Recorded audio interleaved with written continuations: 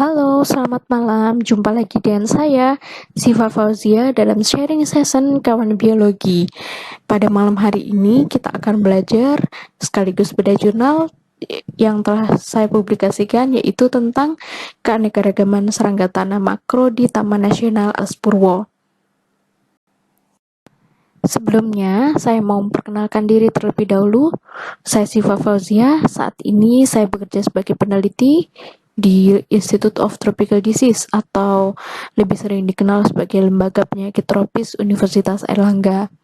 Saya menyelesaikan pendidikan S1 saya di program studi biologi Universitas Airlangga.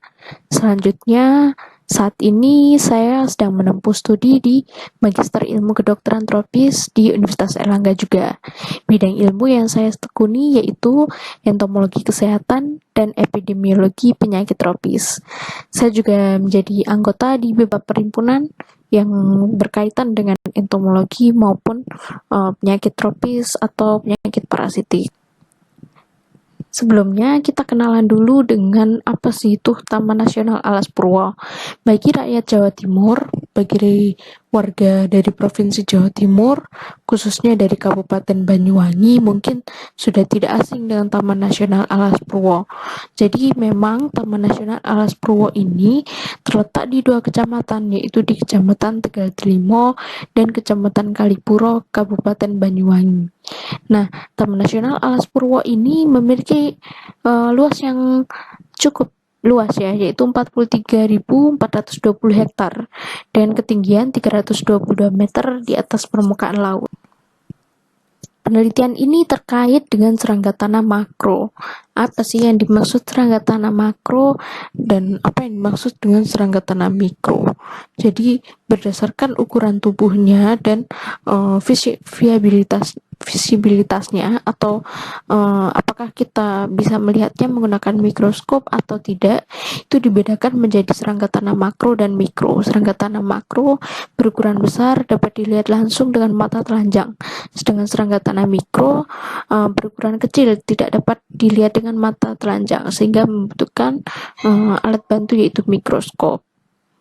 Apa sih peran serangga tanah? Jadi serangga tanah ini berperan secara langsung maupun tidak langsung dalam penguraian dan pembentukan nutrisi pada tanah. Sersa daun dan kayu yang merupakan sisa-sisa dari pohon itu dapat dipecah oleh mereka menjadi partikel yang lebih kecil untuk kemudian diangkut ke permukaan yang lebih dalam pada lapisan tanah oleh serangga tanah. Fragmentasi fisik yang terjadi selama pengangkutan tersebut dan pengangkutan residu membuat substrat lebih mudah dipakai oleh mikroorganisme tanah.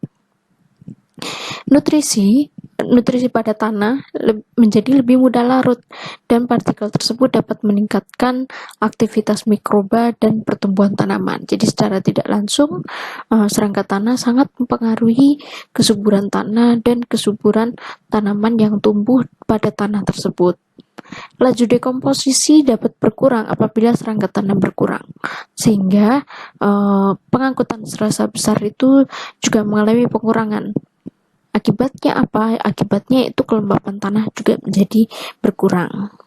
Jadi penelitian yang kami lakukan terdapat di dua lokasi di Taman Nasional Alas Purwo, yaitu lokasi Pancur dan Sadengan. Tujuan dari kami melakukan penelitian ini adalah untuk menganalisis keragaman dan dominansi spesies serangga tanah di Alas Purwo. Alat yang kami gunakan yaitu GPS untuk membantu penitikan lokasi. Yang kedua yaitu hygrometer untuk mengukur kelembapan udara di sekitar, meteran untuk mengukur jarak lokasi penelitian, tali juga untuk bantuan dalam mengukur lokasi penelitian, kemudian baskom ukuran sedang ini untuk menaruh bahan-bahan yang digunakan untuk menjebak serangga tanah. Ada juga ranting pohon, sendok, benang, styrofoam, dan klip plastik. Sebenarnya bahan yang digunakan ini bisa dimodifikasi sesuai dengan tujuan penelitian masing-masing. Dan untuk menarik serangga tanah, kami menggunakan daun, buah busuk, kedelai busuk, deterjen, dan air. Karena aroma yang dihasilkan oleh bahan-bahan tersebut dapat mempengaruhi saraf olfaktori serangga sehingga mereka memiliki ketertarikan untuk